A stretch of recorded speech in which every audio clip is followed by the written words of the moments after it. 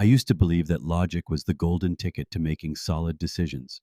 You gather your data, run the numbers, compare the outcomes, and voila, a perfectly rational choice. At least, that's what I thought. Until I noticed something strange.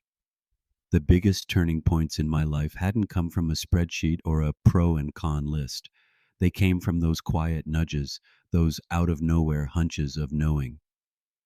In my book, Hyperdimensional You, I don't treat intuition like a quirky party trick.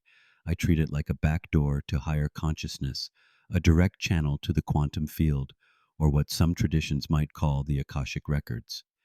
Intuition isn't just an internal compass, it's a signal from the broader bandwidth of existence.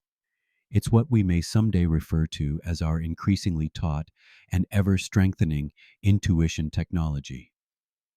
Let's be honest, logic has its perks. It's neat, predictable, and it gives us a sense of control. But it's like navigating with a flashlight, you only see what's right in front of you. Intuition, on the other hand, is more like echolocating in the dark. You don't see the whole picture, but somehow you sense your way forward. And sometimes that sense ends up being more accurate than our 5 page analysis. Logic leans heavily on what we already know. It's like trying to predict tomorrow's weather using only yesterday's weather. But intuition, it taps into something bigger, broader, and often bizarrely precise. I've lost count of how many times I've thought of someone only to get a call from them moments later, or had a bad feeling about making a particular decision, ignored it, and eventually regretted it.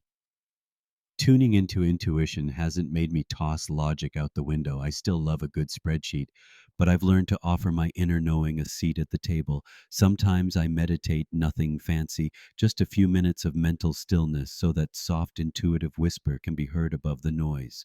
Other times, I just pause and ask myself, what does my gut say? And trust the first answer that bubbles up, even if it makes zero rational sense at the time. Per First Nations wisdom, our gut should be our first brain, with our heart as our second brain, leaving our head trailing in third place. It flips the whole hierarchy we were taught. The gut knows, the heart feels, and the head interprets. I've noticed that when I follow that order, I get fewer headaches literally and metaphorically. Of course, trusting intuition isn't always easy. There's risk involved. Sometimes you act on an intuitive nudge and it doesn't pan out the way you expected. But that's part of the courageous dance that strengthens the intuition muscle. Even when I get it wrong, I find I'm often nudged towards something I needed to experience or learn. And the more I practice listening to that subtle signal, the clearer and stronger the signal becomes. In this ever complex world full of algorithms and databases, intuition might just be our most underrated superpower. It's not flashy or loud, it doesn't need charts. But when we honor it, even just a little, life starts to feel more aligned, more synchronistic, more invisibly supported, and more fun. So, when your inner voice whispers to you, maybe it's time to stop arguing with it or second guessing it into being a different answer.